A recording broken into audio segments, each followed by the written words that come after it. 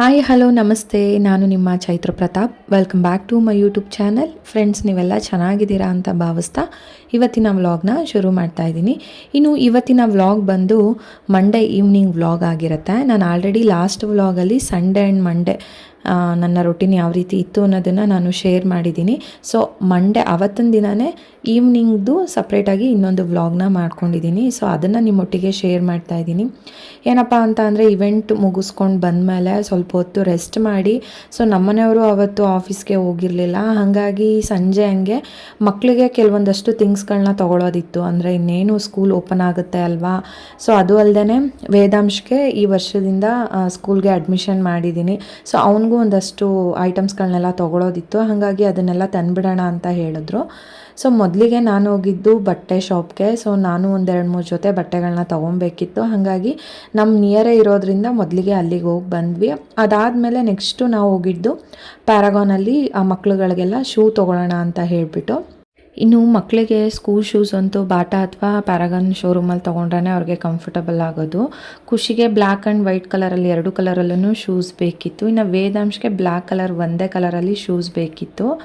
So ಅವ್ನಿಗೇನೆಂದರೆ Monday to Friday school ಇರುತ್ತೆ. ಇನ್ನು ಮಧ್ಯದಲ್ಲಿ ಅಂದರೆ ವೆಡ್ನೆಸ್ಡೇ ಏನಿರುತ್ತೆ ಕಲರ್ ಡ್ರೆಸ್ ಇರುತ್ತಲ್ವಾ. ಹಾಗಾಗಿ ಅವನಿಗೆ ಬ್ಲ್ಯಾಕ್ ಕಲರ್ ಒಂದೇ ಕಲರಲ್ಲಿ ಶೂಸ್ನ ತೊಗೊಳ್ಳಿ ಅಂತ ಹೇಳಿದರು. ಸೊ ಅವನು ಅದನ್ನು ಹಾಕ್ಕೊಂಡು ಓಡಾಡೋದಕ್ಕೆ ಹೇಳಿದ್ರಲ್ವಾ. ಸೊ ಅವ್ನಿಗೆ ಯಾವ ಥರ ಫೀಲ್ ಆಗ್ತಾಯಿತ್ತು ಅಂದರೆ, ಶೂಸೇ ತುಂಬ ವೆಯ್ಟ್ ಇದೆಯೇನೋ ಅನ್ನೋ ಥರ ಅವನು ಹೆಜ್ಜೆ ಇಡ್ತಿದ್ದ. ಸೊ ನಮ್ಮ ಖುಷಿ ಅವನ್ನ ಓಡಾಡಿಸ್ತಾ ಇದ್ಲು, ಎಲ್ಲಿ ಬಿದ್ದುಬಿಡ್ತಾನೋ ಅಂತ ಹೇಳಿಬಿಟ್ಟು.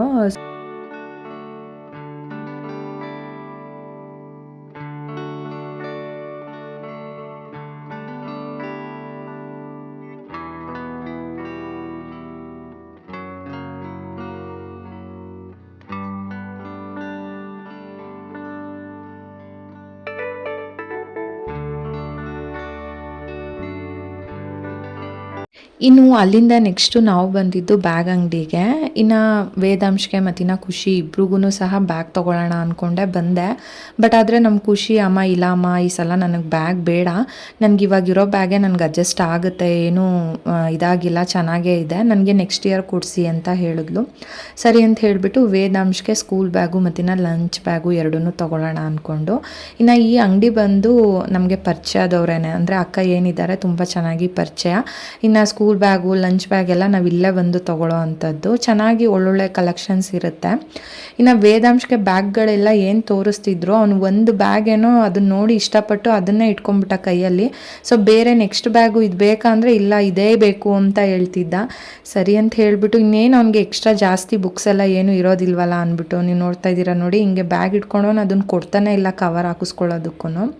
ಬಟ್ ಆದರೆ ನಮಗೇನಾಯಿತು ಗೊತ್ತಾ, ಮನೆಗೆ ಹೋದ್ಮೇಲೆ ಸ್ಕೂಲ್ ಬುಕ್ಸ್ ಎಲ್ಲ ಕೊಟ್ರಲ್ವಾ. ಸೊ ಅವ್ನು ತೊಗೊಂಡಿದ್ದು ತುಂಬಾ ಚಿಕ್ಕ ಇತ್ತು ಬ್ಯಾಗು.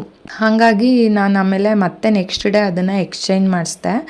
ಲಂಚ್ ಬ್ಯಾಗು ಮತ್ತು ಸ್ಕೂಲ್ ಬ್ಯಾಗು ಎರಡೂ ಸಹ ಎಕ್ಸ್ಚೇಂಜ್ ಮಾಡಿಸಿದ್ದಾಯಿತು. ಬಟ್ ಕ್ವಾಲಿಟಿ ವೈಸ್ ತುಂಬಾ ಚೆನ್ನಾಗಿದೆ ಬ್ಯಾಗ್ಗಳೆಲ್ಲ.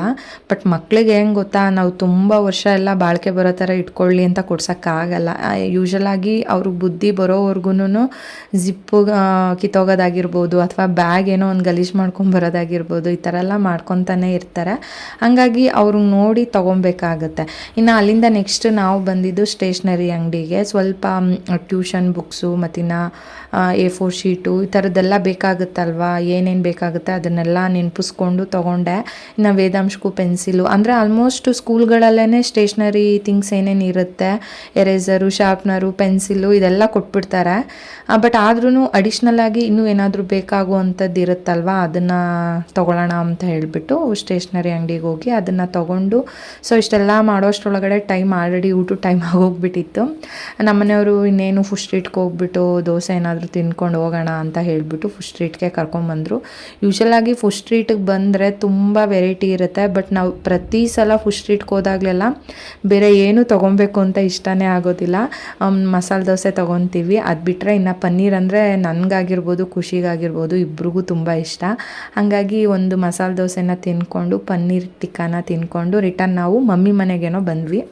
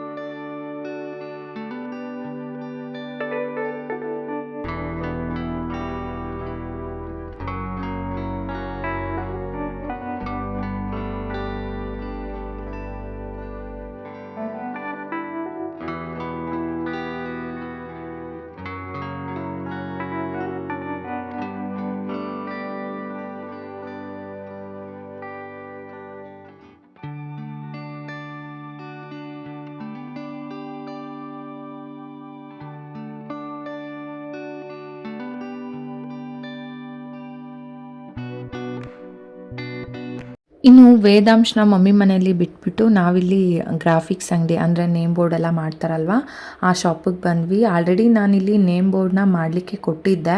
ಸೊ ಫುಡ್ ಸ್ಟ್ರೀಟಲ್ಲಿ ಇದ್ದಂಗೆ ಅವ್ರು ಕಾಲ್ ಮಾಡಿದ್ರು, ಬೋರ್ಡು ರೆಡಿ ಇದೆ ಮೇಡಮ್, ಬಂದು ತೊಗೊಂಡೋಗಿ ಅಂತ ಹೇಳಿಬಿಟ್ಟು. ಸೊ ನಮ್ಮನೆಯವ್ರು ಹೇಗಿದ್ರು ಈಚೆ ಬಂದಿದ್ದೀವಲ್ವ, ಸೊ ಆ ಕೆಲಸನ ಮುಗಿಸ್ಕೊಂಬಿಡೋಣ ಅಂತ ಹೇಳಿಬಿಟ್ಟು, ಸೊ ಇದು ಬಂದು ಅಮ್ಮನ ಮನೆ ಹತ್ರನೇ ಇರೋದಲ್ವ, ಹಂಗಾಗಿ ವೇದಾಂಶನ ಅಲ್ಲೇ ಬಿಟ್ಬಿಟ್ಟು ನಾವಿಲ್ಲಿ ಬೋರ್ಡು ತೊಗೊಂಡೋಗೋಣ ಅಂತ ಹೇಳಿಬಿಟ್ಟು ಬಂದ್ವಿ. ನಾವೇನು ಮೆಷರ್ಮೆಂಟ್ ಕೊಟ್ಟಿದ್ವಿ ಅದಕ್ಕಿಂತ ಸ್ವಲ್ಪ ದೊಡ್ಡ ಸೈಜಲ್ಲೇ ಮಾಡಿದರು, ಬಟ್ ಆದರೆ ತುಂಬ ಚೆನ್ನಾಗಿ ಮಾಡಿದರು. ಇನ್ನು ಏನಿದು ನೇಮ್ ಬೋರ್ಡು ಅನ್ನೋದಾದರೆ, ನಂದು ಮೇಕ್ ಓವರ್ದು ಏನು ವರ್ಕ್ ಇದೆ ಅದನ್ನು ನೇಮ್ ಬೋರ್ಡಲ್ಲಿ ಮೆನ್ಷನ್ ಮಾಡಿ ಅದನ್ನು ಮನೆ ಮುಂದೆ ಹಾಕ್ಸೋಣ ಅನ್ನೋದು ತುಂಬ ದಿನಗಳಿಂದ ಅಂದ್ಕೊಂಡಿದ್ದೆ, ಬಟ್ ಆದರೆ ಅದನ್ನು ಮಾಡಲಿಕ್ಕಾಗಿರಲಿಲ್ಲ. ಸೊ ಲಾಸ್ಟ್ ವೀಕಲ್ಲಿ ಹೋಗಿ ನಾನು ನೇಮ್ ಬೋರ್ಡು ಮಾಡಲಿಕ್ಕೆ ಕೊಟ್ಟು ಬಂದಿದ್ದೆ. ಸೊ ಹಂಗಾಗಿ ಅದನ್ನು ಮಾಡಿಸಿ ಹಾಕೋದ್ರಿಂದ ಇನ್ನೂ ಒಂದಷ್ಟು ಆರ್ಡರ್ಸ್ಗಳು ಬರ್ಬೋದು ಅನ್ನೋ ಒಂದು ಐಡಿಯಾದ ಮೇಲೆ ನಾನು ನೇಮ್ ಬೋರ್ಡ್ನ ಮಾಡಿಸ್ಕೊಂಡ್ಬಂದೆ. ಇನ್ನು ಅಮ್ಮನ ಮನೆಗೆ ಬಂದ್ವಿ ಅಲ್ವಾ, ಸೊ ವೇದಾಂಶ್ ನೋಡಿ ಏನೋ ಬರಿತಾ ಕೂತಿದ್ದಾನೆ. ಇನ್ನು ಬೋರ್ಡೆಲ್ಲ ಅಮ್ಮಂಗೆ ತೋರಿಸ್ತಾ ಇದ್ಲು ಖುಷಿ. ಸರಿ ಅಂತ ಹೇಳಿಬಿಟ್ಟು ಅಲ್ಲೊಂದು ಸ್ವಲ್ಪ ಹೊತ್ತಿದ್ದು ಅಲ್ಲಿಂದ ನೆಕ್ಸ್ಟು ನಾನು ನಮ್ಮ ಮನೆಗೆ ಬಂದ್ವಿ. ಇನ್ನು ನಾನು ಇವಾಗೇನು ವಿಡಿಯೋ ಇದು ಕ್ಲಿಪ್ಪಿಂಗ್ ಬರ್ತಿದೆ ಇದನ್ನು ನಾನು ರಾ ವಾಯ್ಸಲ್ಲೇ ಕೊಡೋಣ ಅಂತ ಹೇಳಿಬಿಟ್ಟು ವಿಡಿಯೋನ ಮಾಡಿಕೊಂಡೆ. ಬಟ್ ಆದರೆ ನಾನು ಲಾಸ್ಟ್ ವೀಕೆ ಹೇಳಿದ್ದೆ ನೋಡಿ, ತುಂಬಾ ಹುಷಾರಿಲ್ದಲೆ, ಅಂದರೆ ಗಂಟ್ಲೆಲ್ಲ ಒಂಥರ ನಾನು ಮಾತಾಡೋದು ಬೇರೆಯವ್ರಿಗೆ ಕೇಳಿಸ್ತಾನೆ ಇರಲಿಲ್ಲ, ಆ ಥರ ಗಂಟ್ಲೆಲ್ಲ ಒಂಥರ ಆಗಿಬಿಟ್ಟಿತ್ತು. ಅದು ಯಾಕೋ ಸರಿ ಬರಲಿಲ್ಲ ವಾಯ್ಸ್, ಅದು ಹಾಗಾಗಿನೇ ನಾನು ವಾಯ್ಸ್ ಓವರ್ ಕೊಟ್ಬಿಡೋಣ ಅಂತ ಹೇಳಿ ವಾಯ್ಸ್ ಓವರ್ ಕೊಡ್ತಾ ಇರೋವಂಥದ್ದು. ಸೊ ಅಂದರೆ ಇವಾಗೇನು ಈವ್ನಿಂಗು ವ್ಲಾಗ್ ಅಂತ ಮಾಡಿದ್ದೀನಿ, ಅದರಲ್ಲೆಲ್ಲ ಏನೆಲ್ಲ ತೊಗೊಂಡು ಬಂದೆ ಅನ್ನೋದನ್ನು ಅಂದರೆ ಈ ಒಂದು ಕ್ಲಿಪ್ಪಿಂಗಲ್ಲಿ ಹೇಳ್ತಾ ಇರೋವಂಥದ್ದು. ಸ್ಟಾರ್ಟಿಂಗ್ ನಾನು ಹೋದಾಗ ಅಂದರೆ ಬಟ್ಟೆ ಅಂಗಡಿಗೆ ಹೋದೆ ಅಲ್ವಾ, ಸೊ ಒಳಗಡೆ ಕ್ಲಿಪ್ಪಿಂಗೆಲ್ಲ ನಾನು ತೊಗೊಳೋದಕ್ಕೆ ಹೋಗಲಿಲ್ಲ, ಯಾಕೆಂದರೆ ತುಂಬ ಚಿಕ್ಕ ಶಾಪ್ ಅದು. ಬಟ್ ಆದರೆ ಬಟ್ಟೆ ಕಲೆಕ್ಷನ್ ಮಾತ್ರ ತುಂಬಾ ಚೆನ್ನಾಗಿರುತ್ತೆ, ಕ್ಲಾತ್ ವೈಸು ತುಂಬ ಚೆನ್ನಾಗಿರುತ್ತೆ. ಸೊ ಹಂಗಾಗಿ ಅಲ್ಲಿ 2 ಜೊತೆ ಬಟ್ಟೆನ ತೊಗೊಂಡು ಬಂದೆ. ಇನ್ನು ಸ್ಟೇಷ್ನರಿ ಅಂಗಡಿನಲ್ಲಿ A4 ಶೀಟು ಮತ್ತಿನ್ನು ಖುಷಿಗೆ ಈ ವರ್ಷದಿಂದ ಪೆನ್ನನ್ನು ಯೂಸ್ ಮಾಡ್ತಾಳೆ, ಹಾಗಾಗಿ ಅವಳಿಗೆ ಒಂದು ಬಾಕ್ಸು ಪೆನ್ಗಳನ್ನ ತೊಗೊಂಡೆ. ಇನ್ನು ಅಡಿಷ್ನಲಾಗಿ ಕೆಲವೊಂದಷ್ಟು ಬುಕ್ಗಳು ಬೇಕಿತ್ತು, ಆ ಬುಕ್ಸ್ ತೊಗೊಂಡೆ. ಮತ್ತಿನ್ನು ಸ್ಟಾಪ್ಲರು ಈ ಥರದ್ದು ಥಿಂಗ್ಸ್ಗಳನ್ನ ತೊಗೊಂಡಿದ್ದಾಯಿತು. ಮತ್ತಿನ್ನು ಟ್ರಾನ್ಸ್ಪರೆಂಟ್ ಪೇಪರ್ ಬೇಕಿತ್ತು, ಈ ಥರದ್ದೆಲ್ಲ. ನೆಕ್ಸ್ಟು ಅವಳಿಗೆ ಏನಾದರೂ ಪ್ರಾಜೆಕ್ಟ್ ವೈಸ್ ಬೇಕಾದಾಗ ಇದೆಲ್ಲ ಬೇಕಾಗುತ್ತೆ ಅಂತ ಹೇಳಿಬಿಟ್ಟು ನಾನು ತೊಗೊಂಡು ಬಂದಿದ್ದು. ಇನ್ನು ಇದನ್ನು ನಾನು ಅವಳಿಗೆ ಹೇಳ್ತಿದ್ದೆ, ಇದನ್ನು ನೀನೇನು ಮುಟ್ಬಾರ್ದು, ನನ್ನನ್ನು ಕೇಳಿನೇ ತೊಗೊಬೇಕು ಅಂತ. ಯಾಕೆ ಅಂತ ಅಂದರೆ ಮಕ್ಳಿಗೆ ಅದನ್ನು ನಾವು ಫ್ರೀಯಾಗಿ ಕೊಟ್ಬಿಟ್ವಿ ಅಂತ ಅಂದರೆ ಅದ್ರ ಲೆಕ್ಕ ಇಲ್ದಂಗೆ ಖರ್ಚು ಮಾಡಿ ಇಟ್ಬಿಡ್ತಾರೆ. ಇವಳು ನಮ್ಮ ಖುಷಿ ಯಾವ ಥರ ಅಂತ ಅಂದರೆ A4 ಶೀಟಲ್ಲಿ ಡ್ರಾಯಿಂಗ್ ಮಾಡೋದು, ಬೇರೆ ಇನ್ನೇನಕ್ಕೋ ಅವಳು ಆಟ ಆಡೋದಕ್ಕೆಲ್ಲ ಎತ್ಕೊಳ್ಳೋದು, ಆ ಥರ ಮಾಡ್ತಿರ್ತಾಳೆ. ಸೊ ಹಂಗಾಗಿ ನಾನು ಅವಳಿಗೆ ಅದನ್ನು ಹೇಳ್ಬಿಟ್ಟೆ, ನನ್ನ ಕೇಳಿಬಿಟ್ಟೆ ಮುಟ್ಟಬೇಕು ಅಂತ ಹೇಳ್ತಿದ್ದೆ. ಇನ್ನು ನೀವು ಇವಾಗ ಏನು ನೋಡ್ತಾ ಇದ್ದೀರಾ, ಇದು ವೇದಾಂಶಕ್ಕೆ ತಂದಿರೋ ಸ್ಕೂಲ್ ಬ್ಯಾಗು.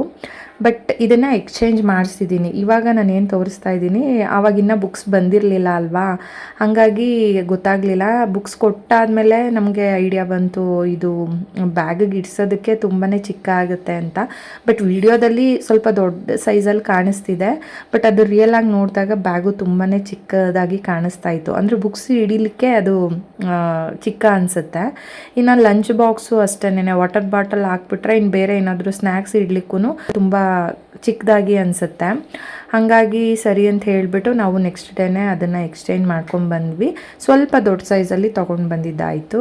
ಸೊ ಬ್ಯಾಗಂತೂ ತುಂಬಾ ಚೆನ್ನಾಗಿತ್ತು. ಅವನು ಅಲ್ಲೂ ಅಷ್ಟೇ ಬ್ಯಾಗ್ ನೋಡ್ತಿದ್ದಂಗೆ ನನ್ನ ಕೈಯಿಂದ ಕಿತ್ಕೊಂಡು ಅವನು ಅಲ್ಲಿ ಸೈಡಲ್ಲಿ ಇಡ್ತಿದ್ದಂಗೆ ಅವ್ನಿಗೇನೋ ಒಂಥರ ಖುಷಿ, ಸ್ಕೂಲ್ ಬ್ಯಾಗು ಅದನ್ನು ಹಾಕ್ಕೊಂಡು ಹೋಗಬೇಕು ಅಂತ. ಅಂದರೆ ಈಗ ಆಲ್ರೆಡಿ ನಾವು ಅವನಿಗೆ ಟ್ರೈನ್ ಅಪ್ ಮಾಡಿದ್ದೀವಲ್ವ, ಸ್ಕೂಲ್ಗೆ ಹೋಗಬೇಕು ನೀನು, ಬ್ಯಾಗ್ ಹಾಕ್ಕೊಬೇಕು, ಲಂಚ್ ಬ್ಯಾಗ್ ಇಟ್ಕೊಬೇಕು ಅಂತ. ಸೊ ಅದು ಮೈಂಡಲ್ಲಿದೆ.